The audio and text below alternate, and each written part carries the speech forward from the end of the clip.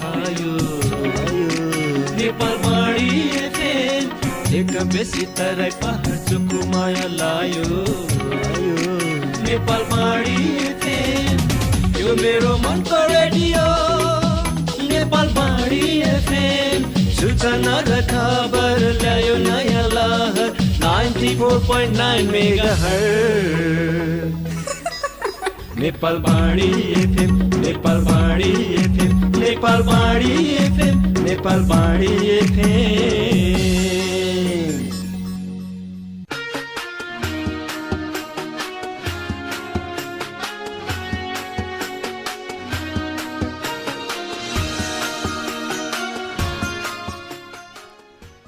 नमस्कार।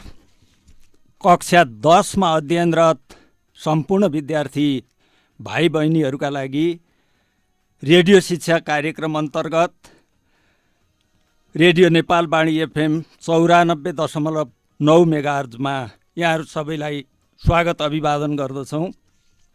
आदरणीय अभिभावकज्यूहरू, विद्यार्थी भाइ बहिनीहरूलाई रेडियो नजिक बसाइदिनको लागि सहयोग पुर्याइदिनु हुन हामी हार्दिक अनुरोध गर्छौँ र यो अहिलेको असहज परिस्थितिमा विद्यालयहरू बन्द छन् र यो सन्दर्भमा शिक्षणको एउटा वैकल्पिक माध्यमको रूपमा हामीले कक्षा 10 का विद्यार्थी भाइ बहिनीहरूलाई फोकस गरेर रेडियो शिक्षा कार्यक्रम सञ्चालन गरिराखेका छौँ।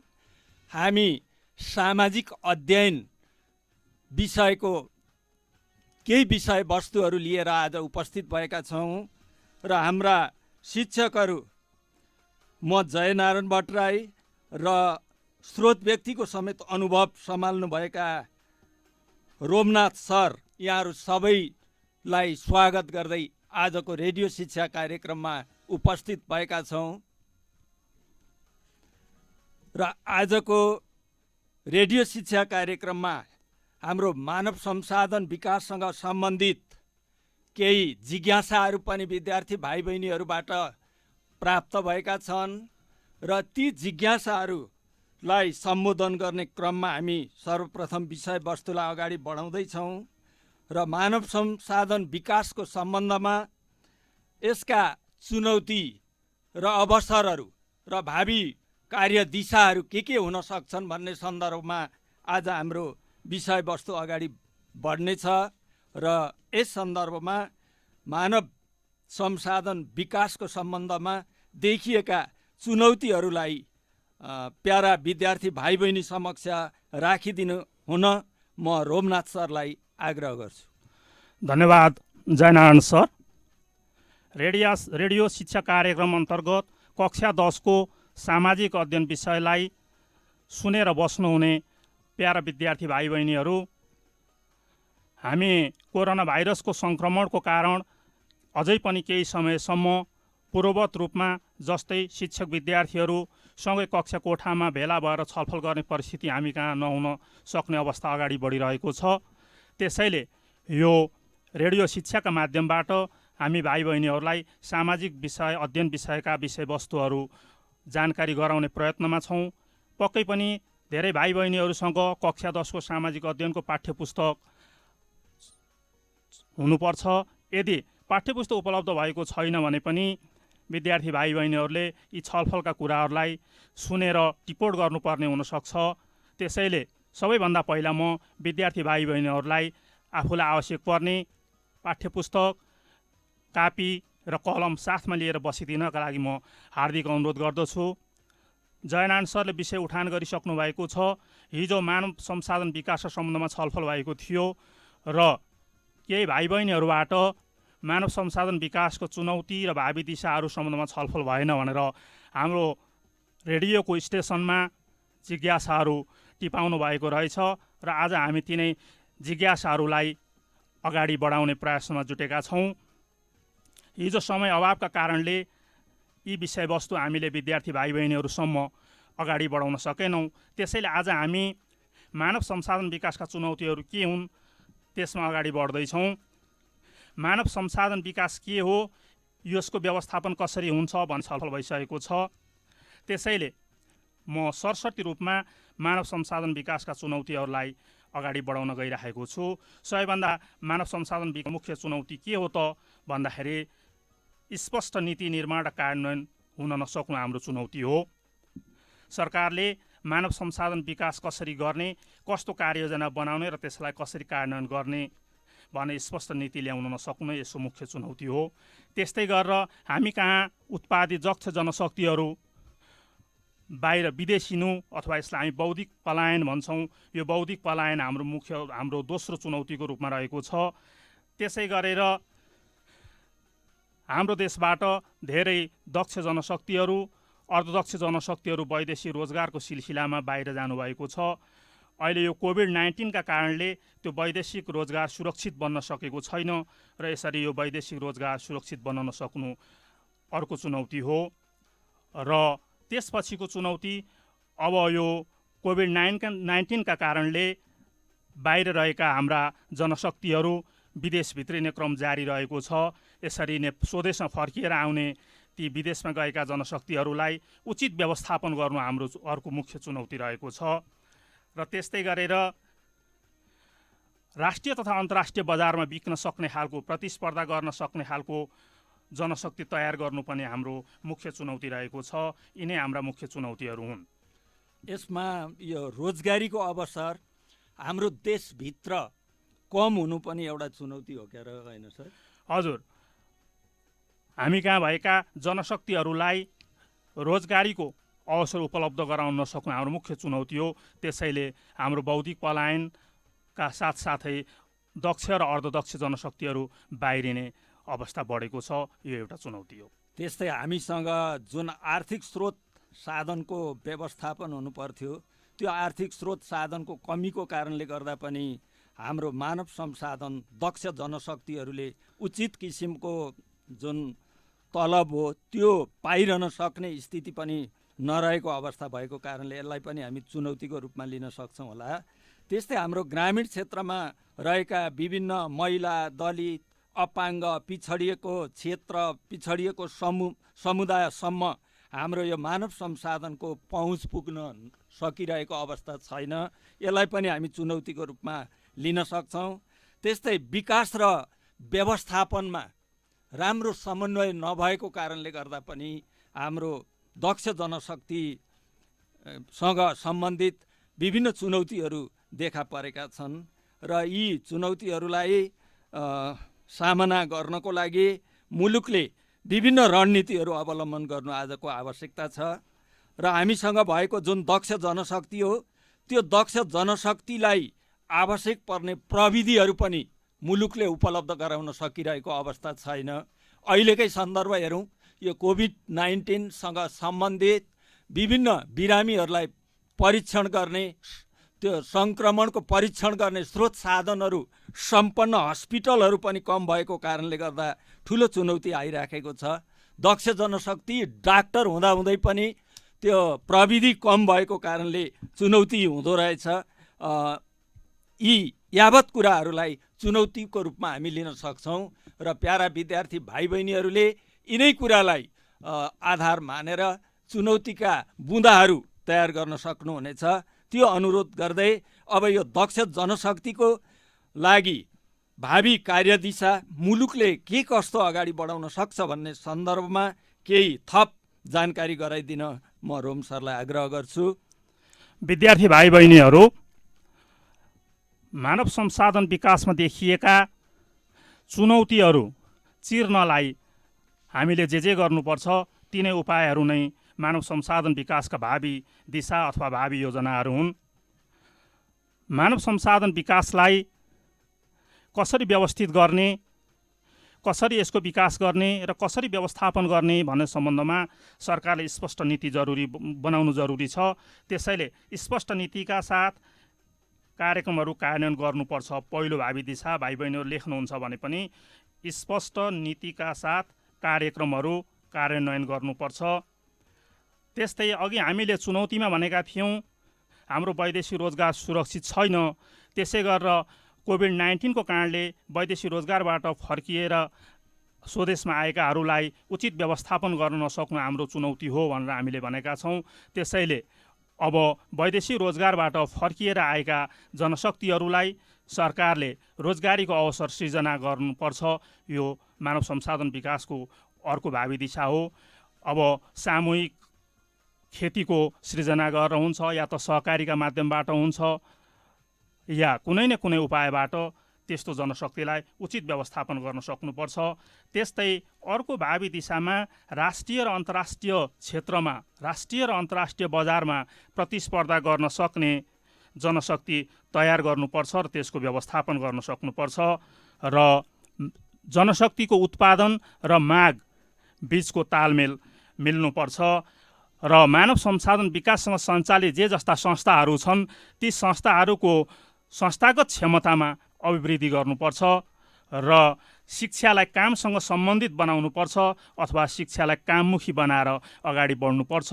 मानव संसाधन विकासका भावी दिशाहरू, कार्यक्रमहरू यिनै हुन्। यसलाई अलिकति सारांशमा भाइ बहिनीहरूलाई अलि सहज बनाउन, अरू थप प्रश्न पार्न केही पोइन्टहरू अगाडि ल्याउन चाहन्छु। धन्यवाद रोम सरले, धेरै राम्रा पोइन्टहरू अगाडि भाइ बहिनीहरूको लागि ल्याउनु भएको छ।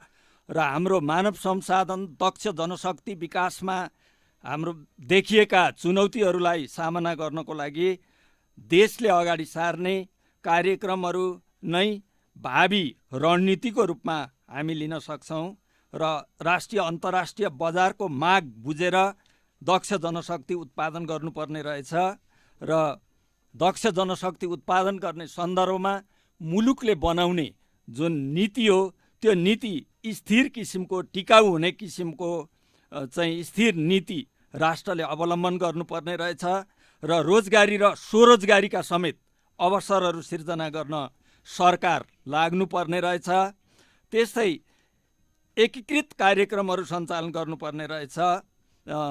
स्पष्ट नीतिलाई कार्यान्वयन गर्ने सन्दर्भमा यो युवा जनशक्तिलाई मुलुकको यो मानव संसाधन विकाससँग जोडेर उनीहरूलाई समयानुकूल शिक्षा प्रदान गर्नुपर्ने रहेछ। र शैक्षिक संस्थाहरूले विशेष गरी यो प्राविधिक शिक्षातर्फ चाहिँ आफूलाई अगाडि लानुपर्ने रहेछ। त्यस्तै गरेर यो अन्तर्राष्ट्रिय बजारमा प्रतिस्पर्धा गर्न सक्ने किसिमको जनशक्ति उत्पादन गर्ने, तालिम दिने र एक खालको गरी खाने शिक्षा, स्वावलम्बी शिक्षा चाहिँ राज्यले विद्यार्थीहरूलाई दिन सक्नुपर्ने आजको आवश्यकता देखिएको छ। त्यस्तै गरेर यो निजी स्रोतको पुँजीलाई समेत परिचालन गरेर यी विकासका पूर्वाधारहरू विकास गर्ने, कृषि क्षेत्रको जनशक्ति, व्यापार, पर्यटन, विभिन्न मुलुकको विकाससँग जोडिएका विभिन्न क्षेत्रहरूको लागि आवश्यक पर्ने जनशक्ति चाहिँ उत्पादन गर्नको लागि सरकारले आफ्ना रणनीतिहरू अगाडि सार्नुपर्छ। यसको मुख्य थलो भनेको चाहिँ शिक्षा क्षेत्र नै रहेछ। त्यसैले शिक्षामा बढीभन्दा बढी सरकारले लगानी वृद्धि गरेर मानव संसाधन विकासलाई जोड दिनुपर्छ भन्ने निष्कर्षमा भाइ बहिनीहरू पुग्नुभयो भने यो विषयवस्तुको धारणा स्पष्ट हुनेछ भन्ने अनुरोध गर्दै अब हामी अर्को यो मानव विकास सूचकाङ्कतर्फ प्रवेश गर्दैछौँ। विशेष गरी मानव विकास सूचकाङ्क भनेको यो समग्र मुलुकको चौतर्फी विकाससँग जोडिएको कुरा हो। र सबभन्दा पहिले मानव विकास सूचकाङ्क बुझ्नुभन्दा पहिले चाहिँ यो विकासको अवधारणा हामीले बुझ्नु जरुरी हुन्छ।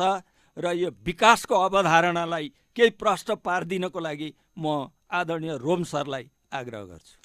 विद्यार्थी भाइ बहिनीहरू, यदि यहाँहरू सुन्दै हुनुहुन्छ र यहाँहरूका कुनै जिज्ञासाहरू छन् भने हाम्रो रेडियोको फोन नम्बर 027 521 507 मा आफ्ना जिज्ञासाहरू टिपाइदिनु होला। हामी उपयुक्त समयमा यहाँहरूका जिज्ञासाहरूको उचित सम्बोधन गर्नेछौँ। अब आज हामी पाठ 2 मानव विकास सूचकाङ्क र नेपालमा प्रवेश गरिसकेका छौँ। मानव विकास सूचकाङ्कमा जानुभन्दा पहिले विकास के हो, विकासबाट अगाडि बढ्नुपर्छ र विकासका सम्बन्धमा हिजै धेरै छलफल भइसकेको छ। विकासलाई पहिले चाहिँ अलिकति यो भौतिक विकाससँग मात्रै जोडेर हेरिन्थ्यो, जस्तो बाटो खन्नु, पुल बनाउनु, यस्ता कार्यहरूलाई विकास भनिन्थ्यो। तर समयको गति बढ्दै जाँदा विकासको अवधारणा पनि, विकासको परिभाषा पनि व्यापक हुँदै गएको छ। हरेक क्षेत्रको सुधार हुनु विकास हो। खालि बाटो खन्नु मात्रै विकास होइन, मानवीय पक्षको सुधार हुनु, मौजुदा जनशक्तिमा सुधार आउनु, गुणात्मक परिवर्तन आउनु, यसलाई अहिले मुख्यतः विकास रूपमा लिइन्छ। जबसम्म मानवीय क्षेत्रको विकास हुन सक्दैन तबसम्म त्यसलाई विकास मान्न सकिँदैन। त्यसैले भाइ बहिनीहरूले विकास भनेको के हो भन्ने कुरा बुझ्नु जरुरी छ। मौजुदा अवस्थामा सकारात्मक परिवर्तन आउनु, पोजिटिभ चेन्ज आउनु विकास हो। जस्तो उदाहरणका लागि बाटो खनियो, काहीँ बाटो खन्नु विकास हो कि होइन भन्दाखेरि बाटो खन्दा त्यहाँ ठुलो पहिरो गयो, सिङ्गो गाउँ नै बसमै जानु पर्यो भन्ने अवस्था आयो भने त्यसलाई विकास मान्न सकिँदैन, किन त्यसले त्यो समाजमा सकारात्मक परिवर्तन ल्याउन सकेन।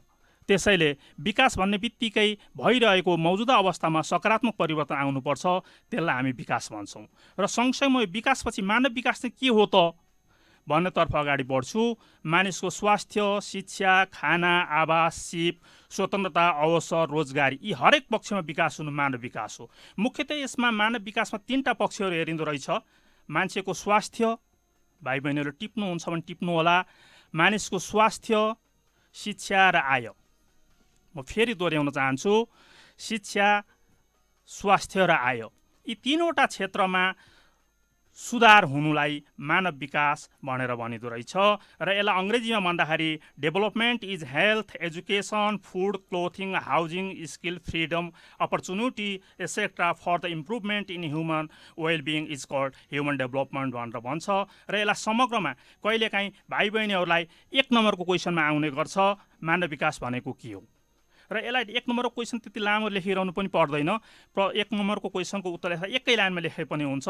त्यसैले यस्तो क्वेसनको उत्तर लेख्नु पर्यो भने भाइ बहिनीहरूले मानवको जीवन स्तरमा गुणात्मक परिवर्तन आउने मानव विकास हो भनेर लेख्नु भने यसको उत्तर पुग्छ जस्तो लाग्छ।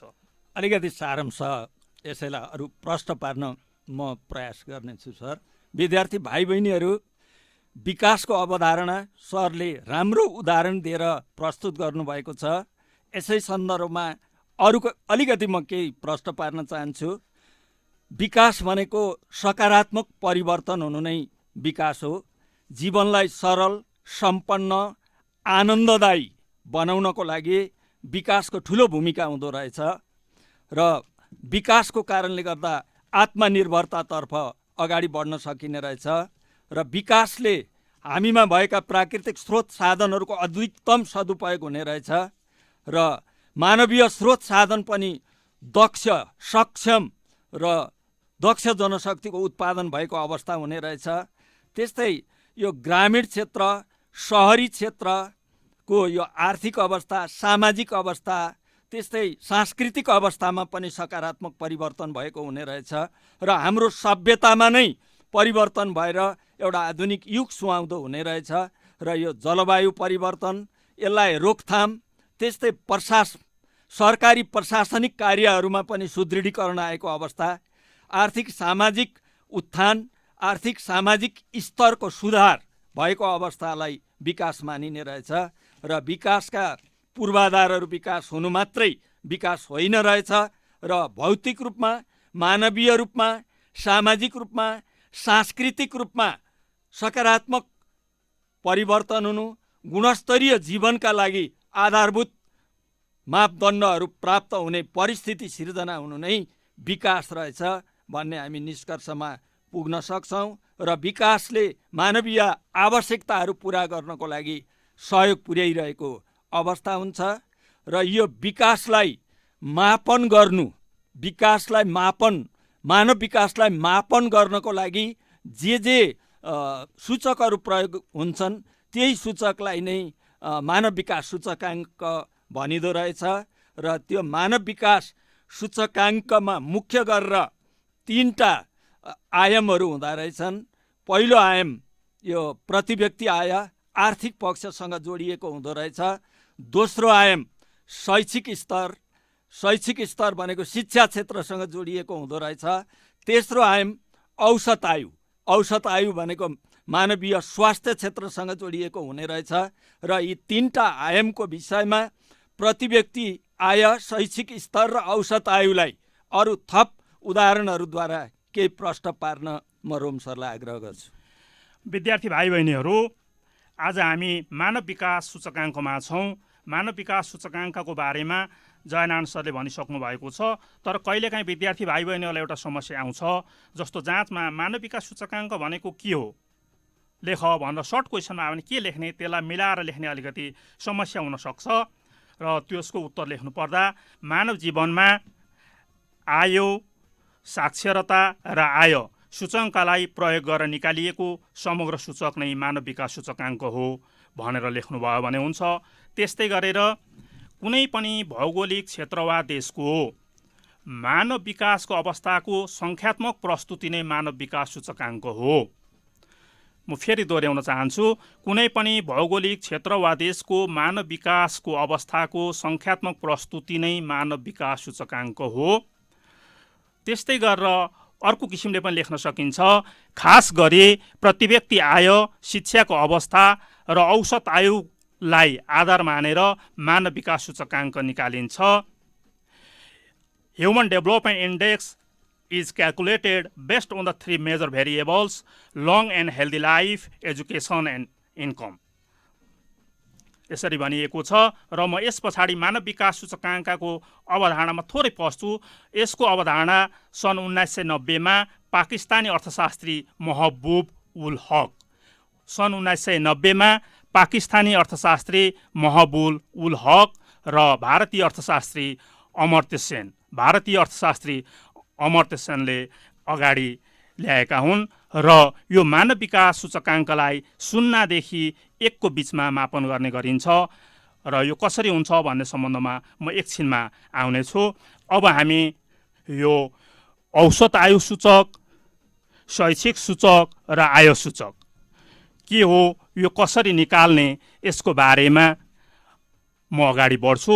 सबैभन्दा पहिले औसत आयु सूचक।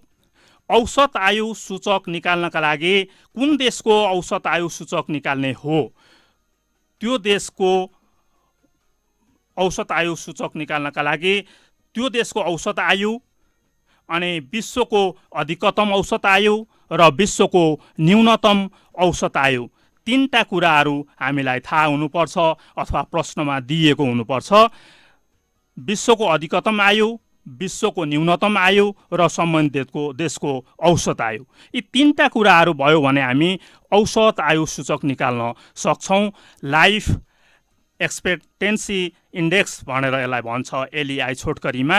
यसको सूत्र छ, भाइ बहिनीहरूको किताबमा पनि छ, यदि किताब छैन भने टिप्नु होला। सम्बन्धित देशको औसत आयु, सम्बन्धित देशको औसत आयु माइनस विश्वको न्यूनतम औसत आयु, माइनस विश्वको न्यूनतम औसत आयु। म फेरि दोहोऱ्याउँछु, सम्बन्धित देशको औसत आयु माइनस विश्वको न्यूनतम औसत आयु अपन विश्वको अधिकतम औसत आयु, विश्वको अधिकतम औसत आयु माइनस विश्वको न्यूनतम औसत आयु, माइनस विश्वको न्यूनतम औसत आयु। फेरि एकचोटि दोहोऱ्याउँ, औसत आयु निकाल्ने सूत्र सम्बन्धित देशको औसत आयु माइनस विश्वको न्यूनतम औसत आयु अपन विश्वको अधिकतम औसत आयु माइनस विश्वको न्यूनतम औसत आयु। अब यसलाई हिसाब गर्नु पर्दा सम्बन्धित, जस्तो नेपालको निकाल्नु पर्यो भने प्रश्नमा नेपालको औसत आयु दिएको हुन्छ, त्यसबाट विश्वको न्यूनतम औसत आयु त्यो पनि प्रश्नमा दिएको हुन्छ, त्यसलाई घटाउने र जति आउँछ त्यसलाई विश्वको अधिकतम औसत आयुबाट विश्वको न्यूनतम औसत आयु घटाउँदा जति आउँछ त्यसले भाग गर्ने, भाग गरेर आएको सूचक हाम्रो औसत आयु सूचक हुन्छ। त्यसै गरेर म दोस्रो सूचकमा जान्छु, शैक्षिक सूचक। शैक्षिक सूचकलाई हामी एजुकेसनल इन्डेक्स भन्छौँ, छोटकरीमा EI भन्ने गर्छौँ। यसको लागि सम्बन्धित देशको औसत शैक्षिक संलग्नता वर्ष अपन 15 प्लस सम्बन्धित देशको अपेक्षित शैक्षिक संलग्नता वर्ष अपन 18 होल अपन 2 हुन्छ। यसलाई म फेरि दोहोऱ्याउँछु, शैक्षिक सूचक निकाल्ने सूत्र सम्बन्धित देशको औसत शैक्षिक संलग्नता वर्ष, सम्बन्धित देशको औसत शैक्षिक संलग्नता वर्ष अपन 15 प्लस सम्बन्धित देशको अपेक्षित शैक्षिक संलग्नता वर्ष, सम्बन्धित देशको अपेक्षित शैक्षिक संलग्नता वर्ष अपन 18 होल अपन 2। यो सूत्रमा स्वतः लेख्नै पर्ने अङ्क हो सर, यो 15-18 भनेको यो पनि? हजुर, म यसलाई प्रश्न पार्छु। जस्तो कुनै पनि देशको औपचारिक शिक्षा सरदर कति वर्ष चल्छ, औसतमा कति वर्ष चल्छ भन्दाखेरि विभिन्न देशका विभिन्न पद्धतिहरू छन्। त्यसलाई हेर्दाखेरि औसतमा विश्वलाई हेर्दाखेरि औसतमा 15 वर्षमा औपचारिक शिक्षा सकिन्छ भन्ने मान्यता छ। त्यसैले यो सम्बन्धित देशको औसत संलग्नता शैक्षिक संलग्नता वर्षका मुनि 15 लेख्ने गरिएको। अब परतिर सम्बन्धित देशको अपेक्षित शैक्षिक संलग्नता वर्षका मुनि 18 चाहिँ किन लेखियो त भन्दा औसतमा चाहिँ 15 वर्ष हो, तर पनि 15 वर्षमा नसकिने देशहरू पनि छन् र अधिकतम चाहिँ कति वर्ष हो त भन्दा 18 वर्ष। अहिलेसम्मको मापदण्डमा अधिकतम शैक्षिक क्षेत्रमा संलग्न रहने वर्ष 18 वर्ष हो। त्यसैले यो औसतमा सम्बन्धित देशको औसत संलग्नता वर्षका मुनि 15 राखिएको छ र सम्बन्धित देशको अपेक्षित शैक्षिक संलग्नता वर्ष मुनि 18 राखिएको छ। त्यसैले यो सम्बन्धित देशको औसत संलग्नता शैक्षिक संलग्नता वर्ष प्रश्नमा दिएकै हुन्छ, त्यसलाई 15 ले भाग गर्ने विद्यार्थी भाइ बहिनीहरूले। त्यसै गरेर प्रश्नमा सम्बन्धित देशको अपेक्षित शैक्षिक संलग्नता वर्ष पनि दिएको हुन्छ प्रश्नमा, त्यसलाई 18 ले भाग गर्ने अनि ती दुईटा जोड्ने, त्यसलाई 2 ले भाग गर्ने। भाइ बहिनीहरूले यति गर्नु हो भने शैक्षिक सूचक एजुकेसनल इन्डेक्स निकाल्न सक्नुहुन्छ। अब यसपछि म यो समग्र मानव विकास सूचकाङ्क नै निकाल्न चाहिँ अब यो तीनैवटालाई कसरी यो सूत्रमा कन्भर्ट गर्न सकिएला सर? अब यसपछि भाइ बहिनीहरू हामीले दुईटा सूचकको कुरा गर्यौं, औसत आयु सूचक र शैक्षिक सूचक। अब तेस्रो छ आय सूचक, इन्कम इन्डेक्स, आइआई भनिन्छ। यो आय सूचक निकाल्ने सूत्र भाइ बहिनीहरू सुन्नु होला, टिप्नुहुन्छ भने टिप्नु होला। सम्बन्धित मुलुकको प्रति व्यक्ति कुल राष्ट्रिय आय, सम्बन्धित मुलुकको प्रति व्यक्ति कुल राष्ट्रिय आय। फेरि दोहोऱ्याउँछु म, सम्बन्धित मुलुकको प्रति व्यक्ति कुल राष्ट्रिय आय माइनस विश्वको सबैभन्दा कम प्रति व्यक्ति कुल राष्ट्रिय आय माइनस विश्वको सबैभन्दा कम प्रति व्यक्ति कुल राष्ट्रिय आय अपन विश्वको अधिकतम प्रति व्यक्ति कुल राष्ट्रिय आय, विश्वको अधिकतम प्रति व्यक्ति कुल राष्ट्रिय आय माइनस विश्वको सबैभन्दा कम प्रति व्यक्ति कुल राष्ट्रिय आय। अब यहाँ के हुन्छ भने सम्बन्धित मुलुकको प्रति व्यक्ति कुल राष्ट्रिय आय दिएको हुन्छ क्वेसनमा, त्यसबाट विश्वको सबैभन्दा कम प्रति व्यक्ति कुल राष्ट्रिय आय घटाउने त्यो पनि दिएको हुन्छ र त्यसलाई विश्वको अधिकतम प्रति व्यक्ति कुल राष्ट्रिय आय दिएको हुन्छ, त्यसबाट विश्वको कम प्रति व्यक्ति कुल राष्ट्रिय आय त्यो पनि दिएको हुन्छ। विश्वको अधिकतम प्रति व्यक्ति कुल राष्ट्रिय आयबाट विश्वको सबैभन्दा कम प्रति व्यक्ति कुल राष्ट्रिय आय घटाउने र त्यो घटाएर आएकोले मास्तिर सम्बन्धित मुलुकको प्रति व्यक्ति कुल राष्ट्रिय आयबाट विश्वको सबैभन्दा कम प्रति व्यक्ति कुल राष्ट्रिय आय घटाएर आएको सङ्ख्यालाई भाग गर्ने, त्यसपछि आय सूचक निक्लिन्छ। अब म यी तीनैवटा सूचक निस्किसकेपछि समग्र मानव विकास सूचकाङ्क कसरी निकाल्ने म त्यहाँ जान्छु। हाम्रो सबभन्दा पहिला औसत आयु सूचक निस्किसक्यो, दोस्रोमा शैक्षिक सूचकाङ्क निस्किसक्यो, तेस्रोमा आय सूचकाङ्क निस्किसक्यो। अब यसपछि समग्र मानव विकास सूचकाङ्क एचडिआई निकाल्नु पर्यो भने क्युब रुट औसत आयु सूचकाङ्क गुणा शैक्षिक सूचकाङ्क गुणा आय सूचकाङ्क भनेको मतलब हाम्रो पहिलो औसत आयु सूचकाङ्क जति निस्किया छ त्यो गुणा दोस्रोमा निस्किएको शैक्षिक सूचकाङ्क अनि गुणा तेस्रो सूचक जति निस्किया छ आय सूचकाङ्क, त्यति नै वटालाई गुणन गरेर क्युब रुटमा राख्ने र त्यसको क्युब रुट निकालिसकेपछि हाम्रो समग्र मानव विकास सूचकाङ्क निस्कन्छ। अब यसै सन्दर्भमा नेपालको अवस्था कस्तो देखिएको छ सर?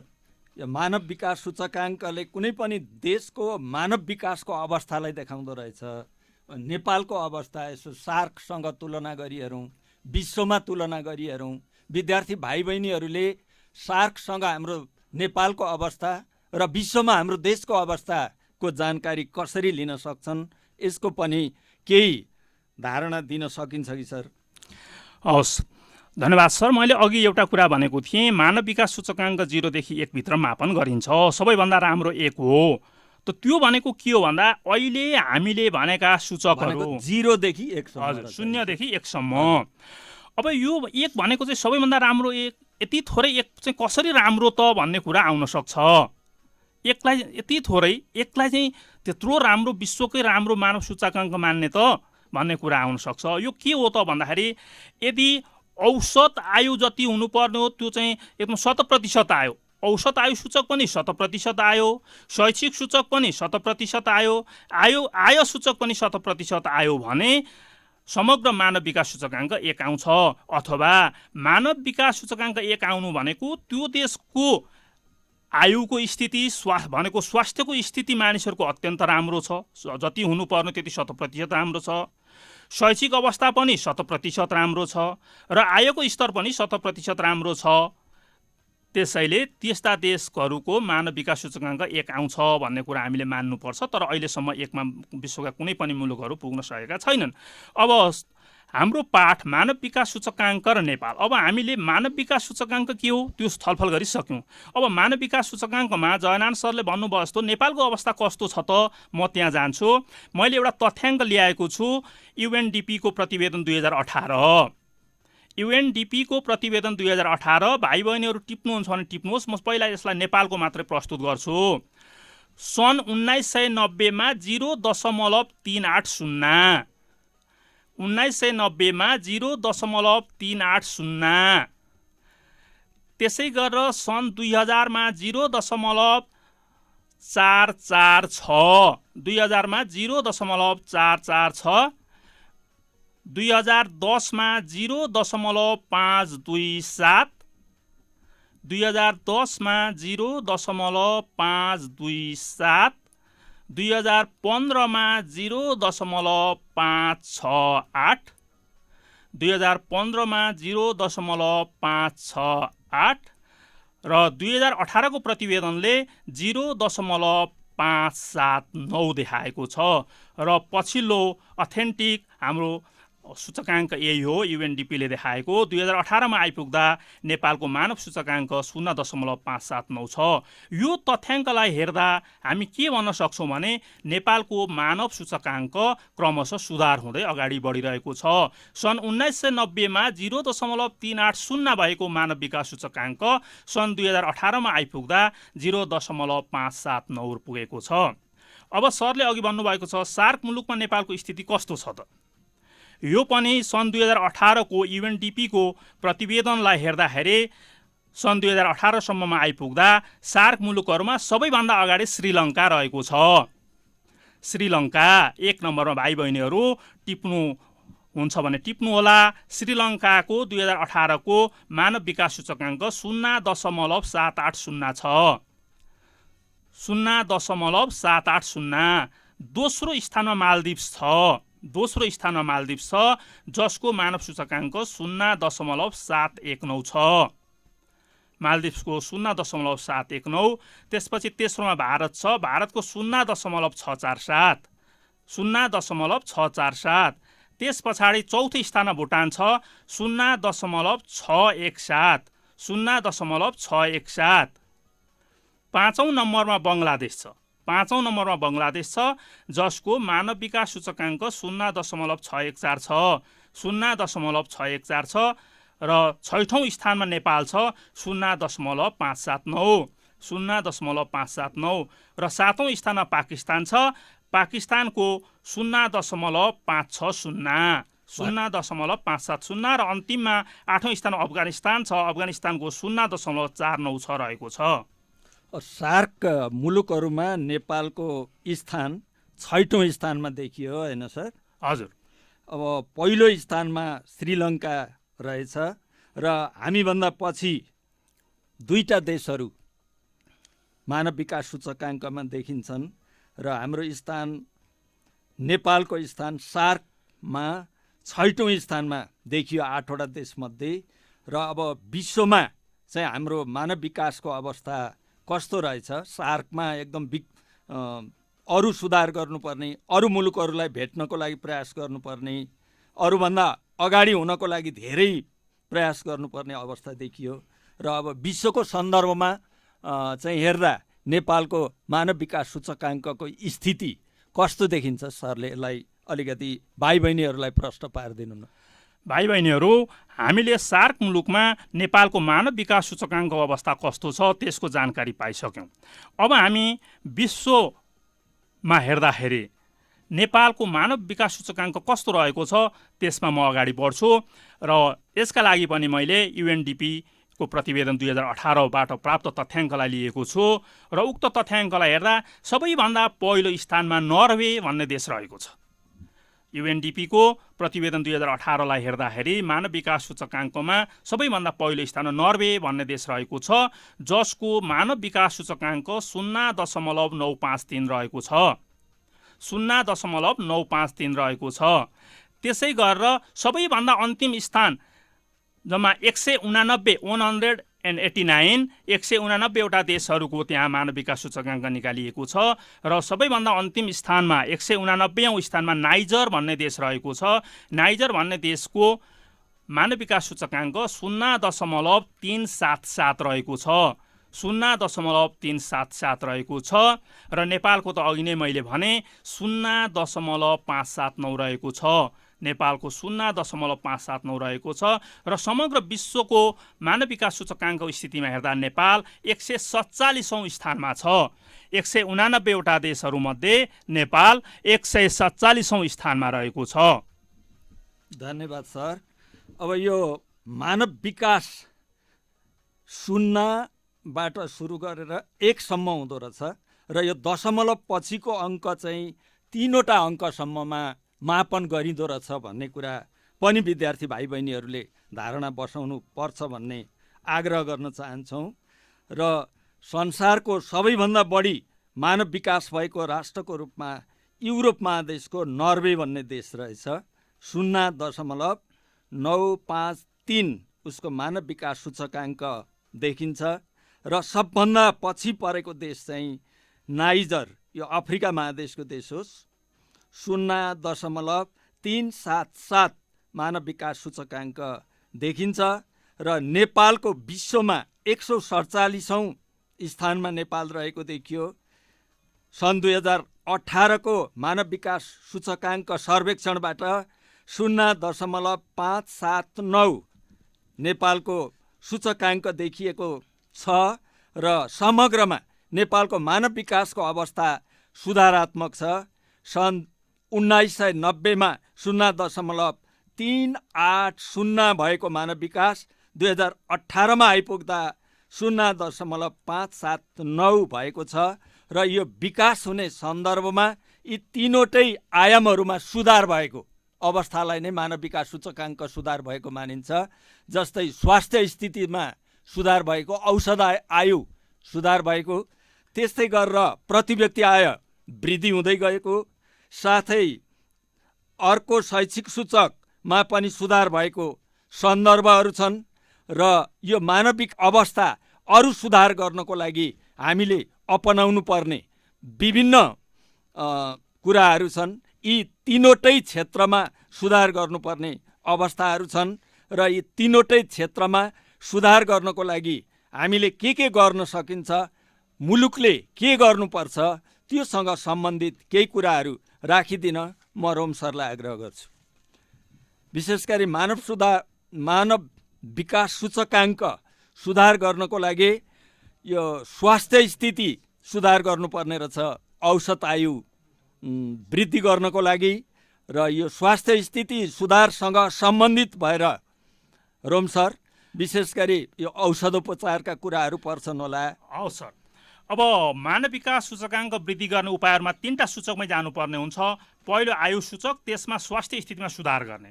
त्यसका लागि स्वास्थ्य चौकी, अस्पतालहरूको विस्तारमा जोड दिने, वातावरणीय सरसफाइमा ध्यान दिने, पोषणयुक्त तथा सन्तुलित भोजनलाई महत्त्व दिने, मातृ शिशु स्वास्थ्य कार्यक्रमलाई प्रभावकारी बनाउने जस्ता उपायहरू अवलम्बन गर्नुपर्छ। त्यस्तै शैक्षिक सूचकमा सुधार गर्नका लागि शिक्षाको विस्तारमा जोड दिनुपर्छ, जसको लागि शिक्षालाई निःशुल्क बनाउने, प्राविधिक शिक्षामा जोड दिने, प्रौढ साक्षरता कार्यक्रमलाई प्रभावकारी बनाउने, विद्यालयका उमेरका सबै बालबालिकाहरूलाई विद्यालयमा प्रवेश गराउने जस्ता कार्यक्रमहरू अगाडि ल्याउनुपर्छ।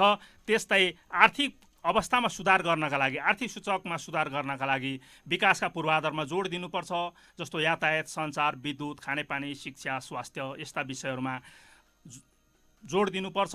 त्यस्तै गरेर सिपमूलक तालिमका माध्यमबाट दक्ष जनशक्ति उत्पादन गर्नुपर्छ अनि त्यस्तै गरेर रोजगारीका अवसर अभिवृद्धि गर्नुपर्छ।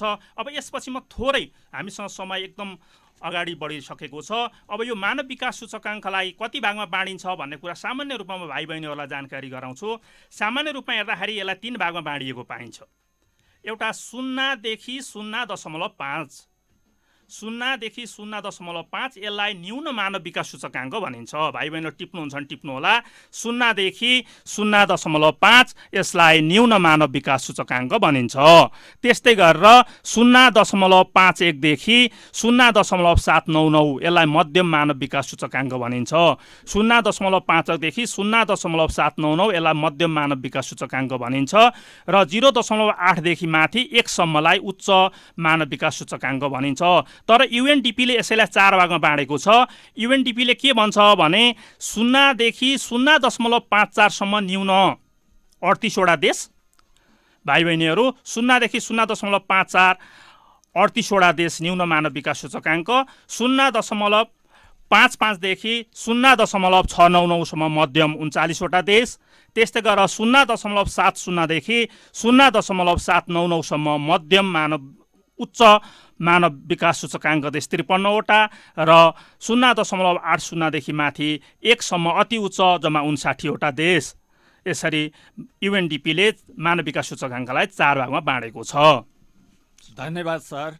हामी समयको अन्तिम चरणमा पुगेका छौँ। हाम्रो पाठको निष्कर्षतर्फ हामी जाँदैछौँ। विशेष गरी मानव विकास सूचकाङ्क किन चाहिने रहेछ त भन्दा मानव विकासको अवस्थाको पहिचान गर्न, मानव विकासका अवस्थाहरू सुधार गर्न, त्यसका क्षेत्रहरू निर्धारण गर्न, त्यस्तै मानव विकासको अवस्था सम्बन्धी विभिन्न योजनाहरू, रणनीतिहरू तर्जुमा गर्नको लागि मानव विकास सूचकाङ्कको आवश्यकता पर्दो रहेछ। र मानव विकास चाहिँ विभिन्न देशको मात्र निकाल्ने नभएर एउटा देशभित्रका पनि अहिलेको हाम्रो संरचना अनुसार हामी 7 प्रदेश छ हाम्रो देशमा, ती 7वटा प्रदेशको मानव विकासको अवस्था पनि हेर्न सकिन्छ। त्यस्तै जिल्लाको मानव विकासको अवस्था पनि हेर्न सकिन्छ त्यो सर्वेक्षण गरेर, र अन्य देशहरूसँग हाम्रो स्थान कहाँ रहेछ भनेर पनि मानव विकासको अवस्था हेर्न सकिन्छ। र मानव विकासका यी 3टा आयामहरूलाई सुधार गर्नको लागि मानव विकासका 3टै सूचकहरू, स्वास्थ्य सम्बन्धी सूचक, औसत आयु, त्यस्तै शैक्षिक सूचक यो साक्षरता र अर्को आर्थिक सूचकहरूलाई वृद्धि गर्ने विभिन्न कार्यक्रमहरू सञ्चालन गर्नुपर्छ। र यही कुराहरू विद्यार्थी भाइ बहिनीहरूलाई अनुरोध गर्दै एउटा सूचना आदरणीय रोम सरबाट प्रस्तुत हुनेछ। विद्यार्थी भाइ बहिनीहरू, भोलि यही समयमा, भोलि असार 1 गते यही समयमा यहाँहरूलाई हामी नेपाली विषयको शिक्षण गर्नेछौँ। भोलि भाइ बहिनीहरू नेपाली विषयको लागि तयार भएर उपस्थित भइदिनु हुन म हार्दिक अनुरोध गर्दछु। र अन्त्यमा विद्यार्थी भाइ बहिनीहरूले केही परियोजना कार्य, यो फुर्सदको समय छ, नेपालको नक्सा बनाउने, महादेशको नक्सा बनाउने, यो हाम्रो सामाजिक विषयमा क्वेसन आउटकै रूपमा छ। त्यस्तै यो कोभिड-19 को सम्बन्धमा हाम्रो समुदायमा के कस्तो असर परेको छ र यसमा अपनाइएका सावधानीहरू के हुन् भन्ने शीर्षकमा एउटा संवाद तयार गर्न सकिन्छ, प्रतिवेदन तयार गर्न सकिन्छ। यो लेख्ने काम घरमा बसेर समयको सदुपयोग गर्नुहोला। त्यस्तै मानव विकासको आवश्यकता र महत्त्व किन पर्छ भन्ने सन्दर्भमा यसको उत्तर लेख्नुहोला। मानव विकासका सूचकाङ्कको मापन कसरी गरिँदो रहेछ, यसका आयामहरू के रहेछन् भन्ने सन्दर्भमा पनि भाइ बहिनीहरूले आफ्नो समयको सदुपयोग गर्नु हुनेछ। र सम्पूर्ण भाइ बहिनीहरूको शैक्षिक उन्नयनको कामना गर्दै आगामी दिनहरू स्वस्थ रहनको लागि होसियारी सजगता अपनाउनु होला र आफ्ना अभिभावक छरछिमेक साथीहरूसँग पनि अहिलेको यो कोभिड-19सँग सजग रहने उपायहरू सेयर गर्नुहोला र विद्यालयमा सम्पर्क गरेर पाठ्य पुस्तक वितरणका कार्यक्रमहरू विद्यालयहरूले सञ्चालन गरिरहेका छन्। पाठ्य पुस्तक लिनुहोला र आफ्ना विषय शिक्षकहरूसँग सम्पर्क गरेर यो पठन पाठनलाई निरन्तरता दिनेतर्फ अगाडि बढ्नुहोला। यहाँहरूको उज्जवल भविष्यको कामना गर्दै आजको यो रेडियो शिक्षा कार्यक्रमबाट म जयनारायण भट्टराई र म रोमनाथ शर्मा बिदा चाहन्छौँ। बिदा नमस्कार। लिन्छौँ। हस्, नमस्कार।